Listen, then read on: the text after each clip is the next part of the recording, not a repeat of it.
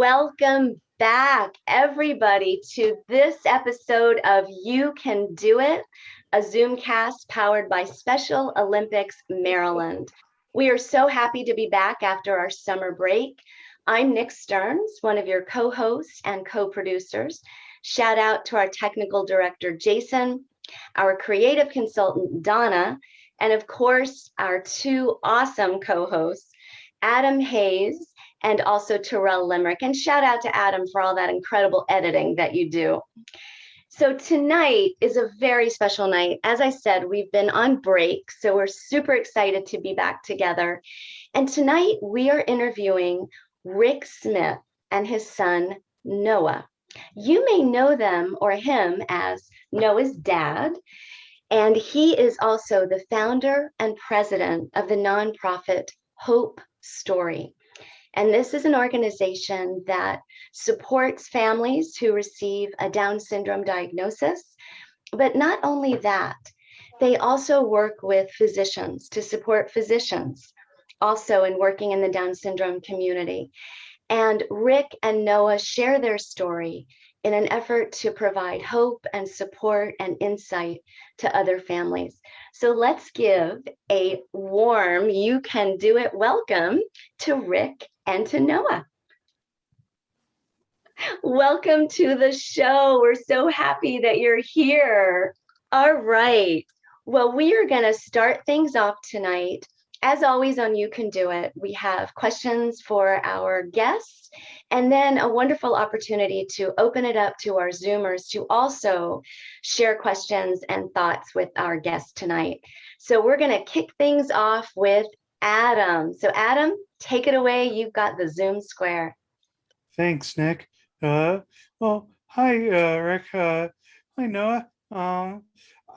First off, I just wanted to know, after reading about Noah's story, I can see you are very passionate about blogging every adventure he goes on. Why did you want to share Noah's story with the world, and how has the exposure helped build Noah and your entire family's confidence? So a little over 10 years ago, when Noah was born, we were really surprised to learn that he was born with Down syndrome. We had no idea that he was going to have Down syndrome. So it was a total surprise to us. And, shortly after Noah was born, we learned that a lot of families have a really tough time when they learn about their child, that their child's going to be born with Down syndrome. And at the same time, we were being parents to a little boy that just so happened to have Down syndrome, and it really wasn't that big of a deal to us.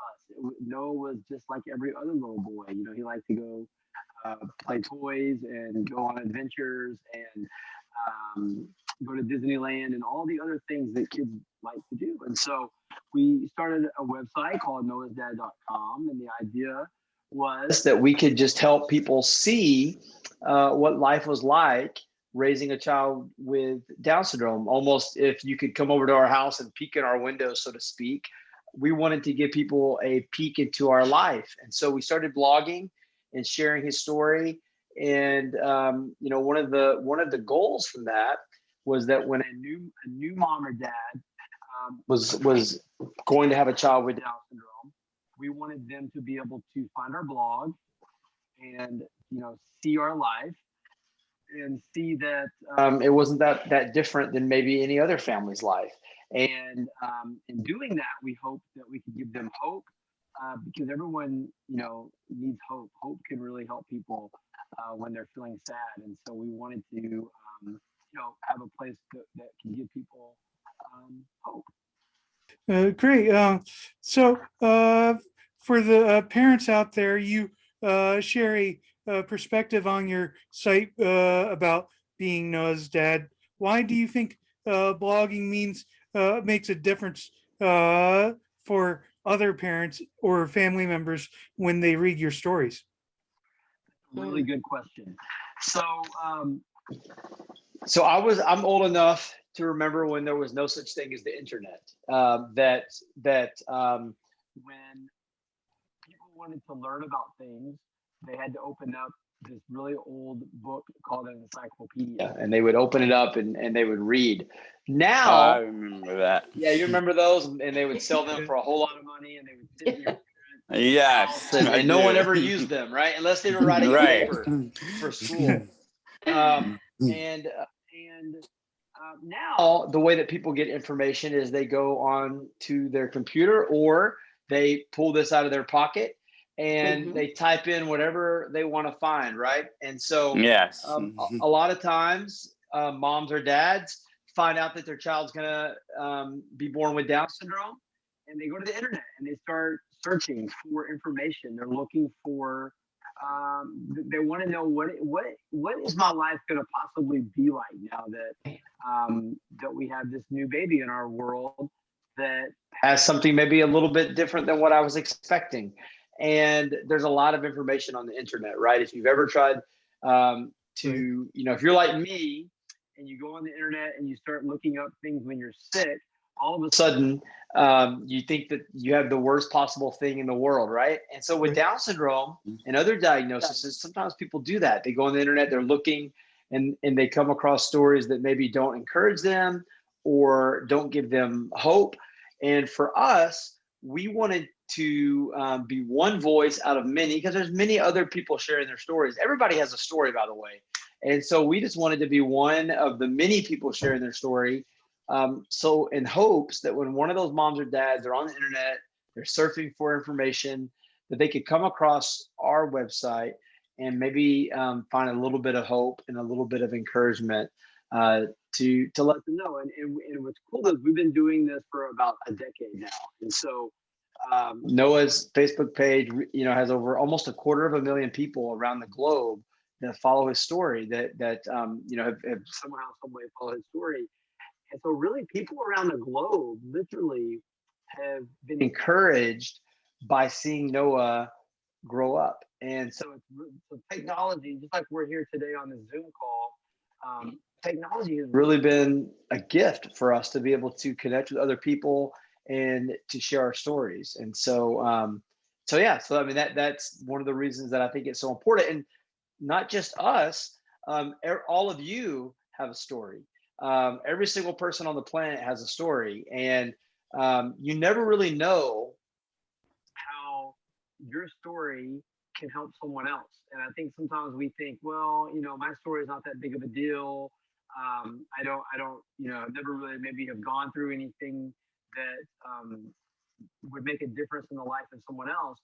But the reality is that every single person on the planet, if you're here today on this Zoom call, you have a story, and your story, your life, the things that you have been through, the things that you have experienced, the challenges that you have overcome, and just the day-to-day life, when you share that either on the internet or through Instagram or through TikTok or through YouTube, or even just your neighbor on your street, you never know how that's going to make a difference in the life of someone else, and really even change their life. I mean, really, I think people have interacted with Noah's story, and the life of their family has been changed simply by seeing someone else's story. And so through our organization that we have, we're just really big fans of saying, hey, how can we help people realize that they have a story of hope? Our organization is called Hope Story, and then help them find opportunities to share their story, because I really believe that stories have the ability to change someone's life. Really inspirational. Thank you for that. Yeah. Terrell, I know you had some questions. Why don't you take it away? Okay, Adam, I will. So Rick, tell me about why do you have pride for Noah Down syndrome? All right. Just love. I love him so much. I love being his dad. And, a lot of dads that find out that they're going to have a Noah in their life, they choose not to keep their Noah. And for me, Right. Noah has really changed our life for the better. Just like your mom and dad would probably say that you have changed their life for the better. Yes. Our life has been has really been changed for the better. And so for me, I'm so proud of Noah because I've been his dad since the moment he was conceived, and so I've seen him work hard. And just like all of you guys, I know that you work really hard, and the world, they don't always see that, right? But I've taken Noah to every so many of his speech therapy appointments and occupational therapy appointments and physical therapy appointments, and I know how hard he has worked to get to where he is today, and it's taken a lot of work. And I'm so proud of him. I'm so proud of you guys, and I want the world to know that because you guys, all of us in life, no matter what your life situation is, we all have challenges that we overcome. I have lots of challenges that I have to overcome every day, and when you get a chance to be friends with someone or be someone's dad, you get a chance to see firsthand, up close, how they overcome challenges. And so I've seen Noah overcome many challenges, and he still has challenges, and I see him work hard at that. And when you see someone work really hard at something, just like people that are in the you guys that do Special Olympics, your parents are so proud of you, your friends are so proud of you because they know how hard you work to swing that bat or make that basket or kick that goal. And when someone comes to one of your games and they cheer maybe a little louder than they do at their other kids' games because they've seen you work so hard to do that. And so man, that makes me so proud of him, and it makes me so proud of you guys because I know how hard that you have to work sometimes. And we work a lot hard work. What is one thing you tell a person who have no if you meet a person with non-disability, they want to know what is Down syndrome really mean. What will you say to the person, Rick? That's a great question, man. A really great question. So what I'd say, I always start. I would start with this. I would just go, hey. So Noah, he has 3 copies of his 21st chromosome. You and I, we have 2 copies of our 21st chromosome, and so the way that affects Noah is that every single cell in his body has 3 copies of his 21st chromosome. So his hair, his fingernails, his fingers, everything. Our chromosomes make us as a person. And so I say, so when you see Noah, I want you to know that we're not sad, we're not down about it. You don't need to pray his Down syndrome away because we really like him. And so to take away Down syndrome from Noah would be to take away Noah. And we don't want to do that. And so I think sometimes people think, when they think about Down syndrome, they think of it like a cold or a COVID-19, that it's this thing that we want to get rid of, that we want to eliminate, that we want to fix. And what I want to try to help people understand is it's not like COVID-19. If Noah gets COVID-19, man, pray that away. But we really like Noah, and we don't want to change any chromosomes on Noah. And so Noah's not defective, Noah's not broken, Noah's not sick. And so that's the things that I want people to understand, is that having a child with Down syndrome or any other disability is our kids aren't sick. Now if you get cancer or you get pneumonia, that's a sickness. That's a sickness. But having a disability isn't a sickness, and no, it's not a sad thing. And so that's the thing that I want people to know, man, is that my friends that had disabilities, or I don't even like to use the word disabilities, my friends that that are different than us in some ways. Different, yes. Yeah, they're not sick, they're not broken, they're not sad, and you don't have to feel sad for them. And so, sometimes when people see us out in public, they give us this little pity, smirk, or kind of like, they kind of do this thing with their lip, and almost like they feel sorry for us. And, I want them to know, like, hey, you're the one actually missing out. Like, you don't need to feel sorry for me. I actually feel sorry for you because you don't get a chance to be the dad to a little boy like this. And so you don't know what you're missing out on. And so, that's the thing I think the most that I want people to know is that, Noah, if you take away Down syndrome from Noah, you would take away Noah. And we particularly like him. And so we don't want him to be taken away. Yeah, he's a nice person. Yeah, he went in the other room and watched TV. He got out of here, man. Oh, no. How could he do that? He left. He went in there to watch YouTube or something. Okay. Probably for the best, though, because he likes to talk about it. Oh, okay. Now I got what you're talking about. Thumbs up on that one. All right. Well, Adam and Terrell, those were fantastic questions. Thank you for those. And at this time, Rick, we would like to open it up to our Zoomers to be able to ask you questions and to share their thoughts with you. So I'd like to go ahead and get started. You guys raise your hand and just, let me know that you're ready if you have a question, and there you go. Thank you guys, and welcome, Katie. Joe Wu, we're going to start with you. You've got the Zoom square. Question for Rick. I have to tell a little bit of story Down syndrome people, because I have a friend. He have sometimes they function like getting older, like an old timer. He forgettable, because that is not functioning right. Because I studied this Down syndrome people. They have sometimes they get older, like old age can really not function right, like an old timer. You forget everything and kind of angry all the time. Because I have friends like that. Because this issue about all for you, be careful Down syndrome people. This is my question. Okay, so I think, Rick, so your thoughts on Down syndrome sort of through the ages. Yeah, through the age ranges.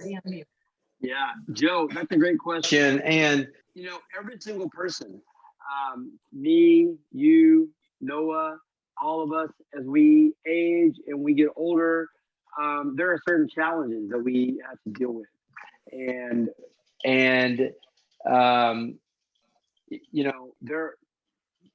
That's also an opportunity for us to look for ways to care for one another and to love one another and to assume the best about one another. And so, sometimes older people that are like grandparents, maybe you have a grandparent, they get like this reputation that they get old and cranky. And, and so what that does is that allows us to not think to ourselves, man, that guy on my street is just an old cranky grandpa. Instead, we can say, hey, you know what? I don't know what he has been through in his life. I don't know what his story is. I don't know what his, maybe he's going through right now. And so I want to look for ways to be his friend. I want to look for ways to help him. And so, people with Down syndrome or people on your street that are maybe elderly and maybe they have a reputation of being grumpy, looking for ways to include them, looking for ways to be their friend. And so, what that looks like is, let's say you have a friend, maybe someone with Down syndrome who's 50 years old, and maybe he's different than you. Maybe his personality traits are different than yours, but you can still say, hey, you know what? We're going to go to the movies this weekend. Would you like to go to the movies with us? And they may say, no, I don't want to go to the movies with you. Okay, no worries. And then maybe next week you say, hey, we're going to go get a hamburger tonight at this restaurant. You want to come with us? and you just keep looking for ways to be their friends, keep looking for ways to invite them. And you know what'll happen? Sometimes when we're kind to people, when we include them, when we invite them in, when we're kind to others, people that can be a little grumpy or whatever, it can soften them. You know, it can help them be softened. And so all that to say is that anybody in life, I think the best response, even when they're different than us or they have different personalities than us, I think that maybe is kind of what you were alluding to, as people get a little older and they, you know, get a little different, is the one thing that never changes about a person is that they are a person. And it's always best to just look for ways to love people. And the way we love people may look a little bit different throughout the ages. And it's not always easy. I've got family members. They're not always easy to love. And, but you know what? I am called to love them and to be kind to them, even when I don't feel like it. And even when someone's not necessarily kind to me all the time, I'm still called to be kind back to them. And so anyway, I hope that kind of answers your question. The takeaway would be kindness is always the best way to go. Even to someone that doesn't always treat us kind, we still want to return, you know, just to be kind back. And when we're kind to others, people soften up. And so you never know what kindness can do to someone to change their attitude. That was great. Thank you, Rick. And thank you, Joe. That was a wonderful question. All right, Dan, I see you're off mute, so we're going to circle back to you. We would love to hear your question for Rick. What your dad do now? School, what school? So you're asking about if Noah goes to school? Yeah. Yes, Noah is in the 5th grade and he goes to a local public school. And, you know, what's interesting about that is when Noah first started school, we really wanted him to go to the school in our neighborhood where the people in our neighborhood go, because for us, what was really important was that people in our neighborhood had a chance to make friends with someone that didn't really look like them and talk like them, because Noah's one of the only kids in our neighborhood that has Down syndrome. And so we thought it was really important that Noah gets to go to a school in his neighborhood. But we also thought it was really important that people that don't normally make friends with people like Noah had a chance to get to meet people like Noah, so that they could see, you know, that he was a lot more alike than different, like them than you know, and than different than him. So yeah, he goes to a local public school, is in the 5th grade. He's in the classroom some of the time, and then he gets pulled out to get some help sometimes on things that he needs some extra help with. And he has a lot of friends. He has a lot of people that are his friends, and it's been really neat to see people that, apart from Noah, would probably not have any friends with Down syndrome. And so it's been neat because I think Noah has received a gift of friendship, and those kids have received a gift that I don't think they really understand yet, but they've gotten to have a gift of having Noah as their friend. So it's been a positive experience. That's awesome. That's so great to hear. And Dan, that was a really important question. So I'm really glad that you asked that. So thank you, Dan. Yes, All right. good job, Dan. Who else has a question? All right, let's go with Derek. And then after Derek, we'll go to David. So Derek, you've got the Zoom square. Thank you, Jason. What is the thing that you have seen Noah achieve so far in his life, even though he has Down syndrome? Man, he's achieved, just like you guys, he's achieved so much. And he's worked really hard for those things. One of the things that has been tough for Noah has been his speech, his verbal communication, and he's worked really hard. You know, he's 10 years old, and he still goes to speech therapy. He has different speech therapists. He has one at school, I think, that he sees, and then he has a private speech therapist. And so that's been a challenge for Noah. But he has been working on that throughout his life. He also has, maybe you guys have seen this before, but he has an electronic tablet that he can push, and he can communicate through his device, and that helps him talk to his peers, because his mom and I, we can understand him really well most of the time, but his friends that aren't around him as much, they have a more they can be a little harder for them to understand Noah, simply because they're not around him all the time. So this device can help him talk with his friends or his teachers. And so yeah, so I would say that his speech has been one thing that he's worked really hard on, and he's getting better and better. But it can still be something that's, I think it's one of those things that's kind of a lifelong thing that he'll have to work on. And so, but he does work really hard at doing it. Awesome. Well, that was a great question, Derek. Thank you. All right, let's go to David Godoy. You've got the Zoom Square question for Rick. Yes, my question is, what is Noah's favorite sport to play? Whichever one he's playing at the moment. He loves, that's a great question. And I want to tell you that, this last year and a half has been challenging for all of us, right? Because of COVID. And, his brother, he has two other brothers, that we had 3 children, and his other brothers, his middle brother has been playing sports pretty much the whole time. He played soccer, basketball, and or soccer, baseball, all kinds of sports. But the sports leagues that Noah played for, because of COVID, they kind of had to stop playing for a while. So it was really hard for Noah, because he could see his brother to go play sports, but he couldn't play sports because the teams weren't going. And so when the teams came back, like right now Noah's playing soccer, it was so exciting because Noah has been waiting for so long, because he really likes it. And so he likes any sport. He loves being around, anything that involves a ball. He likes to do it. You can see we have this treadmill behind us. He likes to walk on that treadmill back there. And, it can be hard, trying to stay healthy. It can be hard for all of us. And that's been a challenge for Noah during COVID. And so we're really thinking through ways to help Noah be healthy. You guys all look so healthy, and we want Noah to be healthy like that he could have kind of a healthy lifestyle, so that when he becomes, hopefully an adult, that he would look like you guys and be fit and healthy, and, be able to continue playing sports for his whole life. So yeah, it's a good he will, Rick.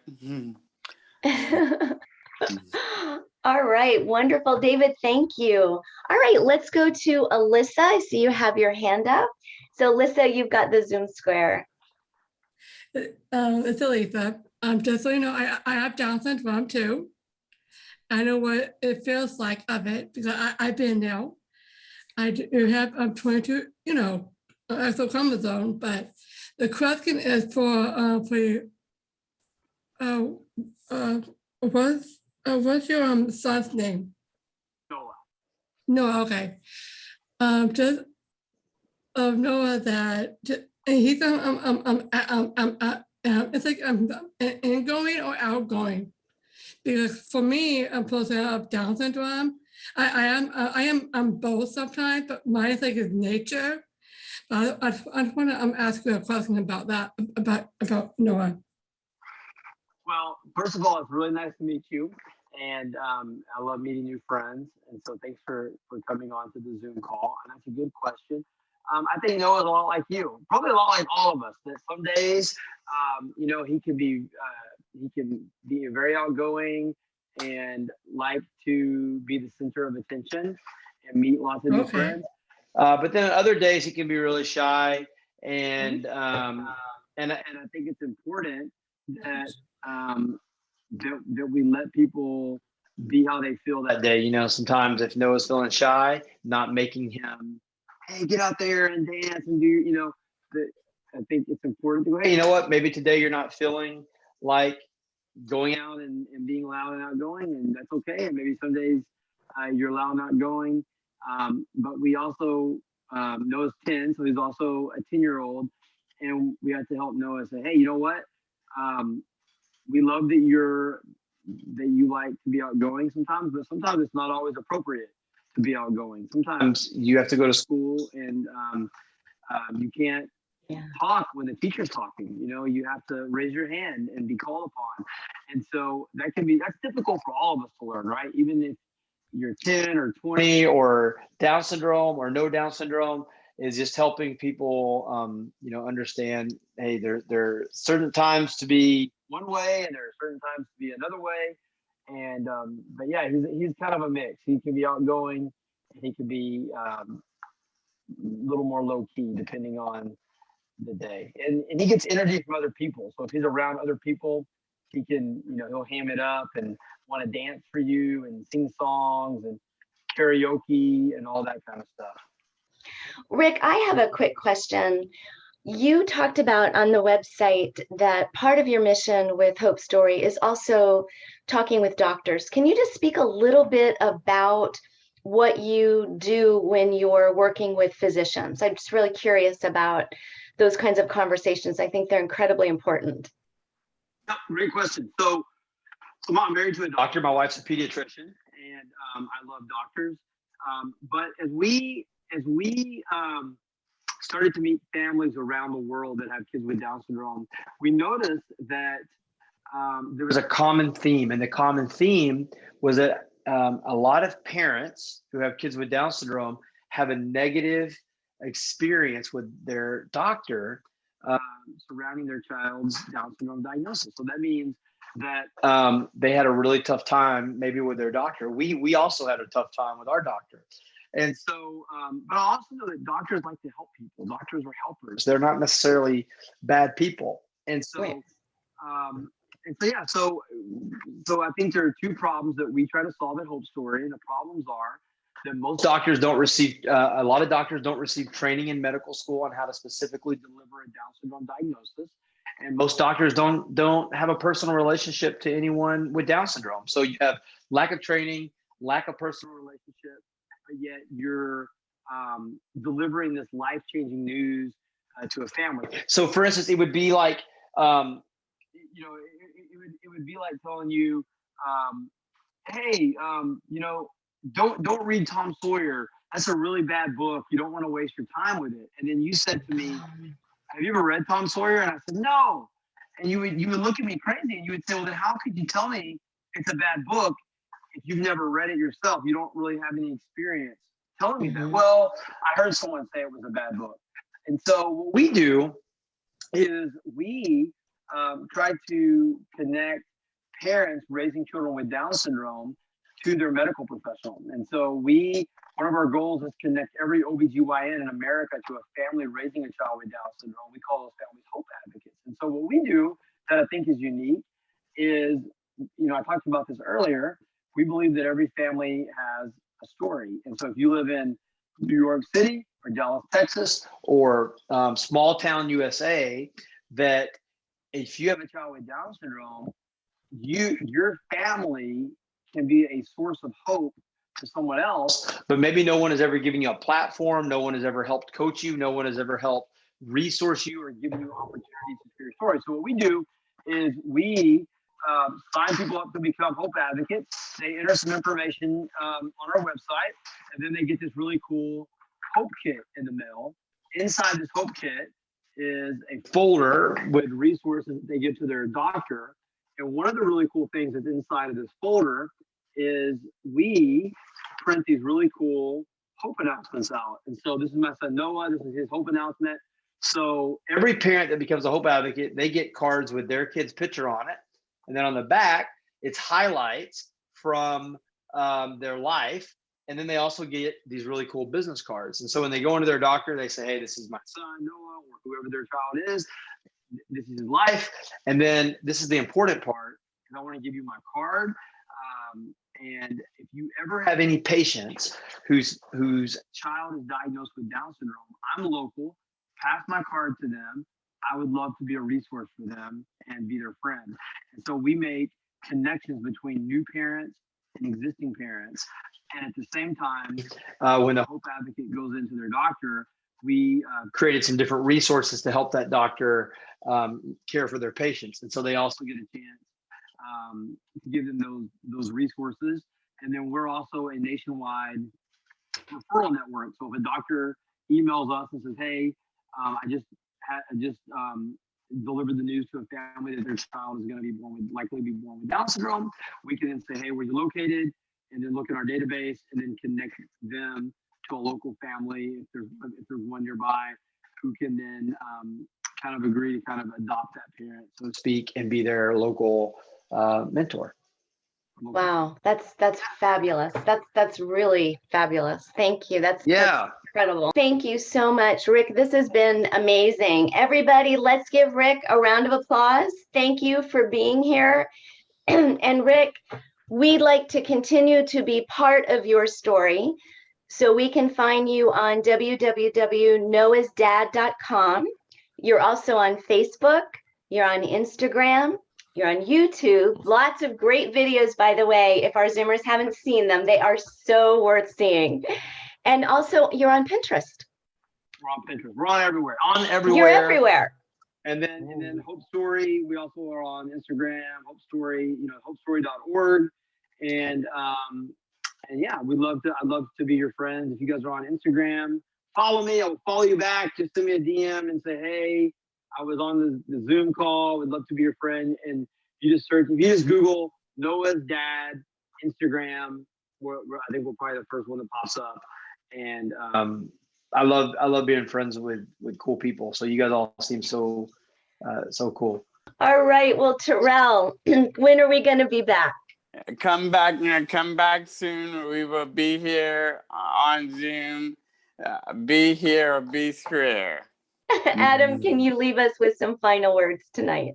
Absolutely. And remember, everyone, bring your questions next time and stay positive. Thank you, everybody. Thank you so much, Rick. And please say thank you to Noah. We loved hearing your story. It was incredible and wonderful and inspiring. And we'd like to say we'll be back in 2 weeks. Everybody be safe, be well, and remember to catch us on Montgomery County Cable every Friday at 4:30, Channel 21. Until then, we'll see you guys next time. Thank you, everybody. All right, Great bye. show. Bye, everybody. Bye, Rick. Bye-bye.